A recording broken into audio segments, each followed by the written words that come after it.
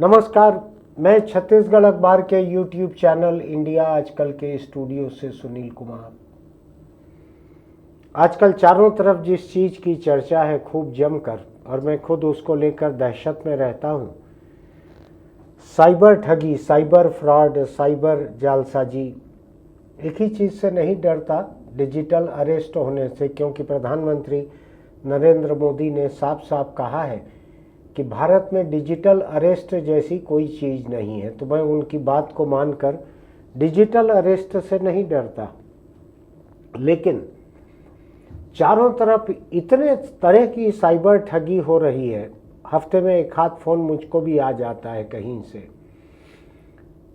अब अभी छत्तीसगढ़ में हुई एक ठगी का एक आरोपी बंगाल से पकड़ाया है। 8वीं पास, घूम घूम कर खिलौना बेचता था, लोगों को धोखा देकर कुछ पैसा देकर उनके बैंक खाते ले लेता था, एटीएम कार्ड ले लेता था, आधार कार्ड ले लेता था, और फिर वो और उसका भांजा ये लोग मिलके लोगों को ऑनलाइन धोखा देते थे। 8वीं पास 8 लाख रुपये की साइबर ठगी यहाँ किया था छत्तीसगढ़ में। मैं भी ढूंढ रहा था इसके बारे में कि साइबर ठगी का क्या हाल है देश में। तो 2025 में करीब 22,000 करोड़ रुपए से लेकर 1.25 लाख करोड़ रुपए के बीच के नुकसान का अंदाज है। 2025 में साइबर ठगों ने, जालसाजों ने लोगों को तरह तरह से ठगा है, और 22,000 करोड़ से लेकर 1.25 लाख करोड़ के बीच नुकसान का अंदाज है। नवंबर 24 तक 90,000 लोग डिजिटल अरेस्ट हुए थे, जो पूरी तरह से ठगी है, पूरी तरह से जालसाजी, धोखाधड़ी है। डिजिटल अरेस्ट कुछ भी नहीं होता। अगर मेरी बात न माननी हो तो आप प्रधानमंत्री नरेंद्र मोदी की बात मानिए। उन्होंने अपने खुद के जुबान से इस बात को कहा है कि कोई डिजिटल अरेस्ट नहीं होती। इसके आंकड़े बहुत भयानक हैं, ये बढ़ते चल रहे हैं। ये पिछले 1 साल में ये आंकड़े बढ़ के 3 गुना हो गए हैं, 200% बढ़ गए हैं। जितने थे उससे 200% और बढ़ गए, 3 गुना हो गए। एक दिलचस्प बात यह है कि अभी तक तो झारखंड में एक जामताड़ा नाम का जिला था, वहाँ के गांव जो है उसमें घर घर में कुटीर उद्योग की तरह लोग मोबाइल फ़ोन, सिम कार्ड लेके सुबह से लग जाते थे। फ़ोन लगा लगा के लोगों को धोखा देना, किसी से ओटीपी मांगना, किसी के फ़ोन को हैक कर लेना, किसी के बैंक खाते से पैसा निकाल लेना, सुबह से लग जाते थे। उसके बाद राजस्थान और हरियाणा में ऐसे गांव होने लगे जहां ये कुटीर उद्योग विकसित हो गया। अभी मैं नई रिपोर्ट जो देख रहा हूं वो ये है कि उत्तर प्रदेश के कुछ गांव साइबर क्राइम विलेज बन गए हैं, जहां ये साइबर क्राइम जो है यही उस गांव में एक किस्म से खेती का व्यवसाय हो गया है। गांव गांव में 8वीं पास खिलौना बेचने वाला वो साइबर क्राइम में लगा है। उसने जिन लोगों को ठगा है उसमें बीएसपी, भिलाई स्टील प्लांट का अधिकारी या बैंक का अधिकारी, ऐसे लोग भी शामिल बताए जाते हैं। मैं बहुत बारीकी में जाना नहीं चाहता हूं, लेकिन देश में साइबर ठगी की ये हालत मुझको डराती है।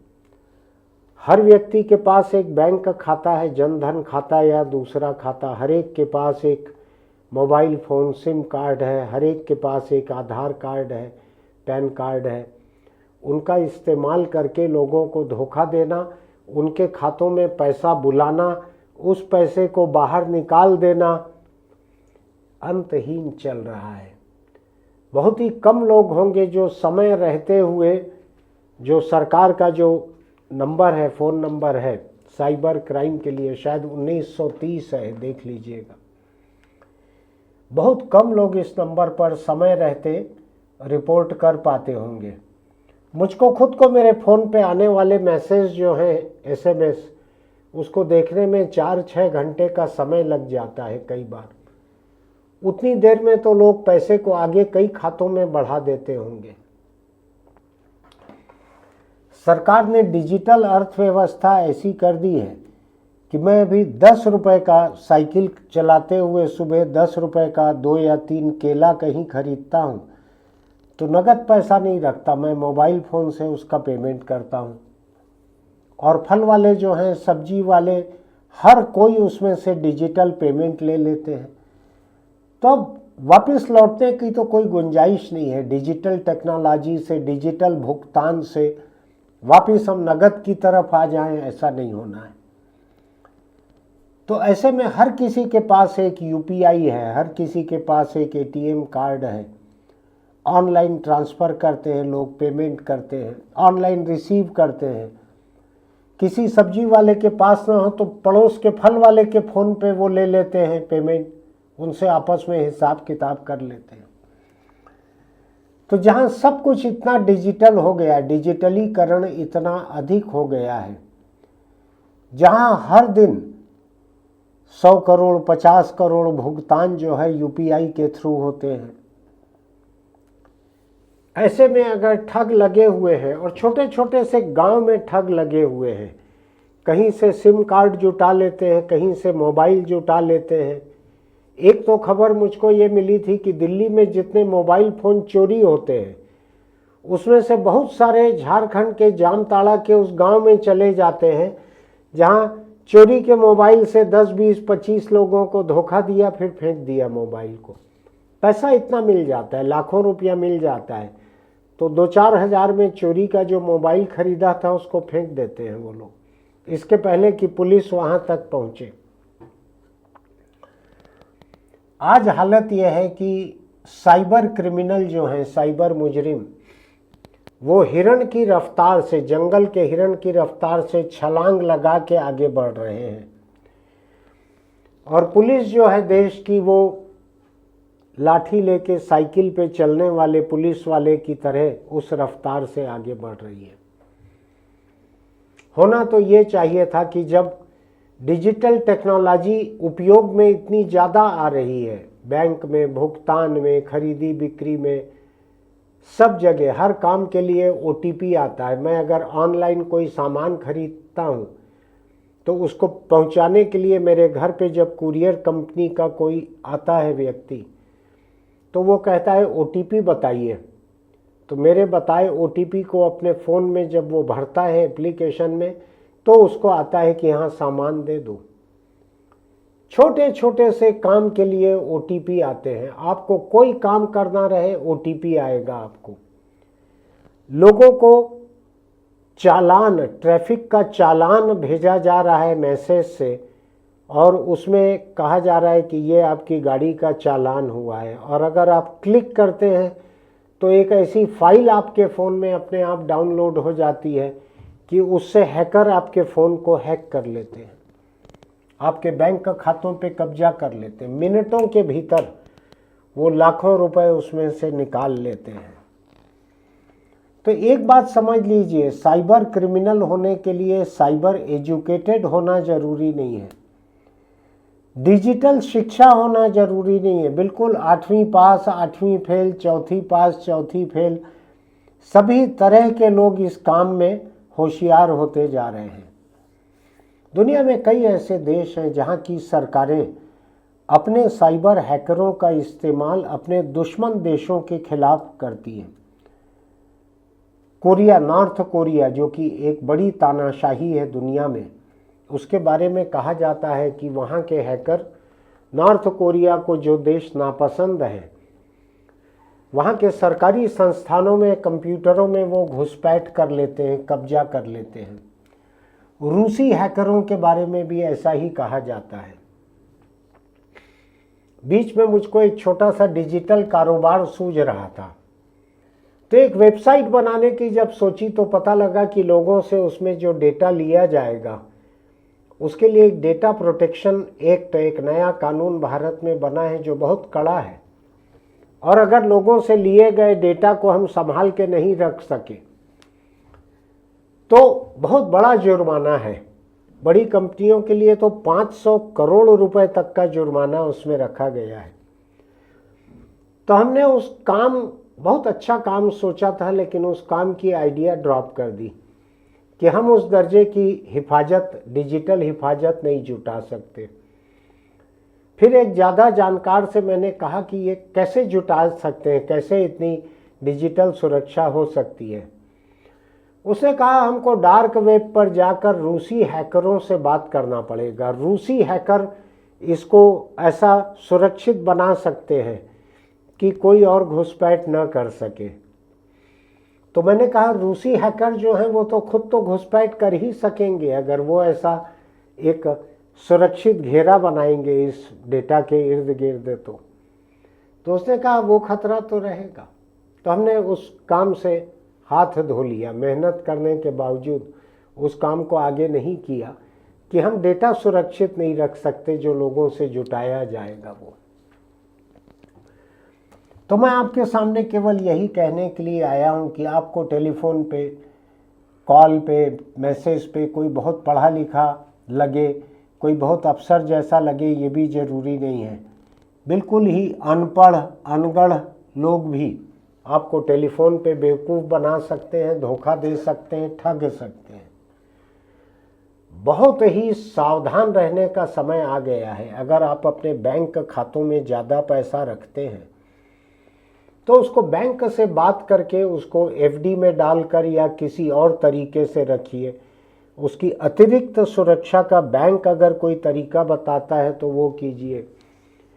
बैंकों को भी चाहिए कि अपने ग्राहकों के लिए ये करें कि वो कोई असामान्य किस्म का भुगतान कर रहे हैं कि रात 2 बजे वो 5 लाख रुपया किसी के खाते में भेज रहे हैं, तो वो समझ जाएं कि यहाँ कुछ गड़बड़ी हो सकती है, तो उसको रोक दें। मुझको लगता है कि बैंक अपने ग्राहकों से भी ये इजाज़त ले सकते हैं कि अगर आपको मेरे खाते से कोई असामान्य गतिविधि होते दिखे तो आप उसको रोक सकते हैं, वरना आपके खाते में पैसा है तो बैंक मना नहीं कर सकता।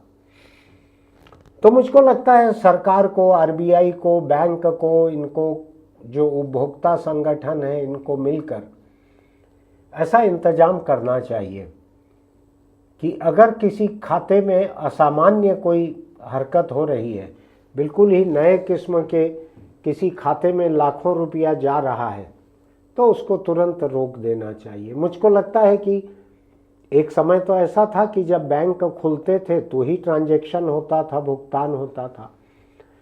अभी भी सेकंड्स में ट्रांसफ़र हो जाए, इसको रोक देना चाहिए। मुझको लगता है मुझको ये हक रहना चाहिए एक बैंक ग्राहक की हैसियत से कि मैं बैंक को लिख कर दूं मेरा कोई भी ट्रांजैक्शन मेरे ऑथराइजेशन भेजने के 2 घंटे के बाद ही किया जाए, 2 घंटे के भीतर ना किया जाए। लोग अपनी अपनी सुरक्षा छांट लें। मेरे बैंक खाते में एक डिजिटल इंस्ट्रक्शन अगर बैंक दे देगा कि यहाँ से जो भी ओटीपी आए, जो भी आए, जो इंस्ट्रक्शन आए भुगतान का किसी चीज़ का, उसको 2 घंटे बाद ही उस पर काम करना है, तो ऐसा हो सकता है। दुनिया में कोई ऐसे लोग नहीं रह गए हैं जिनको इस तरह की हड़बड़ी हो। जिनको हड़बड़ी है शेयर मार्केट के उतार चढ़ाव में, पल पल जिनके लिए मायने रखता है, वो अलग लोग हैं, वो रखें अपना खाता ऐसा। बाकी सारे लोगों के खातों को लेकर बैंक को ये सहूलियत मुहैया करानी चाहिए कि ये 2 घंटे के बाद ही होगा। ये जैसे आपको बतलाता हूँ मैं, हम सिम कार्ड नया जब जारी कराते हैं तो 24 घंटे तक उस पर SMS नहीं आते जाते, ताकि कोई ठग अभी सिम कार्ड लेके लगाया और SMS भेजना चालू कर दिया, ऐसा ना हो। इसलिए मैं मेरे ही नाम का, मेरे ही कनेक्शन का नया सिम कार्ड जारी कराऊंगा तो शायद 24 घंटे तक उसका SMS काम नहीं करता है, उसके बाद काम करता है।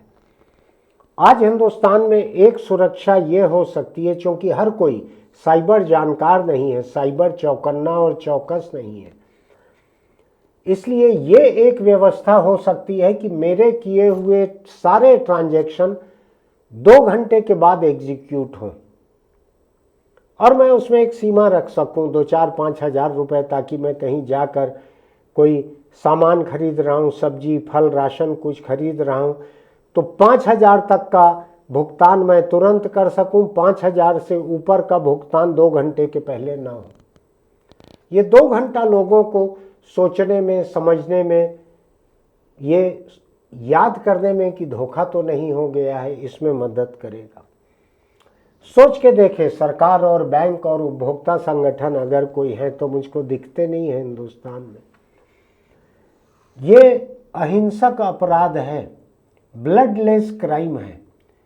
खून नहीं बहता, चाकू नहीं चलाना पड़ता, पिस्तौल नहीं चलानी पड़ती, भागना नहीं पड़ता, चोरी की मोटरसाइकिल, चोरी की कार से दूसरे प्रदेश नहीं निकल जाना पड़ता, चेहरे पे मास्क नहीं लगाना पड़ता। ऐसा साइबर क्राइम है। घर बैठे आप कर लो, दूसरे अकाउंट में पैसा ट्रांसफ़र करो, ज़्यादा है तो क्रिप्टो करेंसी में डालो और निकल लो। तो इतना अहिंसक जुर्म है साइबर क्राइम, और इसके लिए कोई औपचारिक शिक्षा की ज़रूरत नहीं पड़ रही है। गांव-गांव में कुटीर उद्योग चल रहे हैं, तो ये कम नहीं होना है। लोगों के मुंह जब ये लग गया है कि बिना अधिक मेहनत किए इस तरह पैसा कमाया जा सकता है, तो ये साइबर क्राइम जाने के लिए नहीं है, ये बढ़ने के लिए है। तो ये सरकार की, बैंकों की जिम्मेदारी है कि लोगों का साइबर प्रशिक्षण करें। बैंकों के सॉफ्टवेयर ऐसे रखें कि असामान्य गतिविधि किसी भी बैंक खाते में हो रही है। आपको मालूम है, 1-1 महीने तक लोगों को डिजिटल अरेस्ट रखा गया।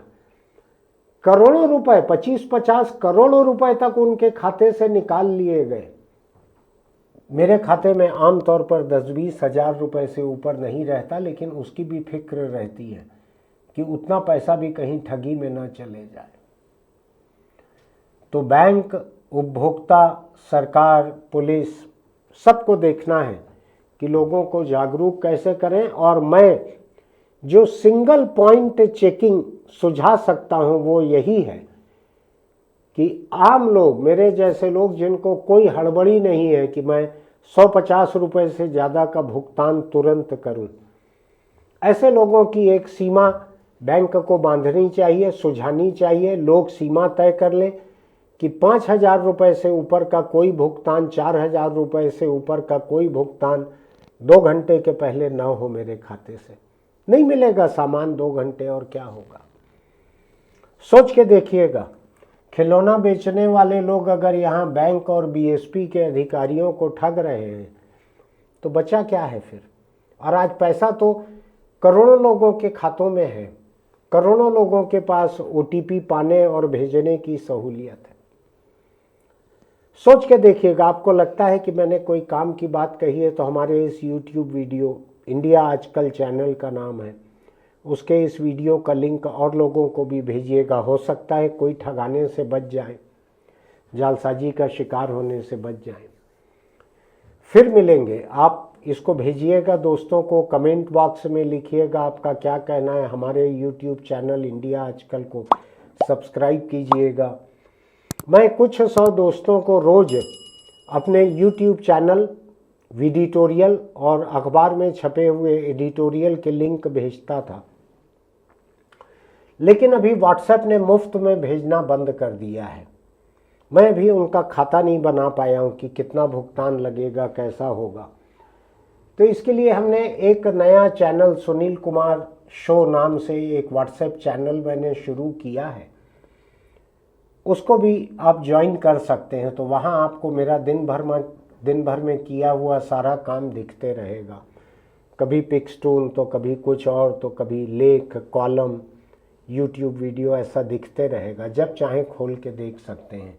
सुनील कुमार शो नाम से ये व्हाट्सएप पर है, देखिएगा इसको। फिर मिलेंगे। चलते चलते एक छोटी सी सलाह, दोपहियों पर चलते हुए हेलमेट लगा कर रखिए। आज की ही खबर है, आज सुबह मिली है, कल की घटना हुई होगी। मोटरसाइकिलों पे जा रहे लोग टकराए, 3 लोग मर गए। मेरे ही आसपास की खबर है कहीं की, 3 लोग मर गए। मेरा अंदाज है हेलमेट किसी ने नहीं लगाया होगा।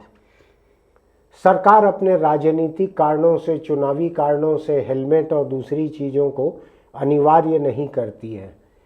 मेरे अगल बगल से रात में, मेरे घर के आसपास से 12 बजे, 2 बजे, 3 बजे भी फटे हुए साइलेंसर वाली बुलेट दौड़ते हुए निकलती है अंधाधुंध रफ्तार से। किसी किसी के साइलेंसर से गोली चलने जैसी आवाज़ आती है, रात को आपको लगे कि आसपास कहीं गोली चली है। कुछ नहीं करती है पुलिस। तो आपको हेलमेट पहनने के लिए भी पुलिस कोई जोर ज़बरदस्ती नहीं करेगी, आपको खुद को पहनना है अपना सिर बचाने के लिए। नियम पुलिस का है, सिर आपका अपना है। अपने सिर को पुलिस का सिर मत मान लीजिए, अपने सिर को खुद ही को बचाना पड़ेगा। फिर मिलेंगे।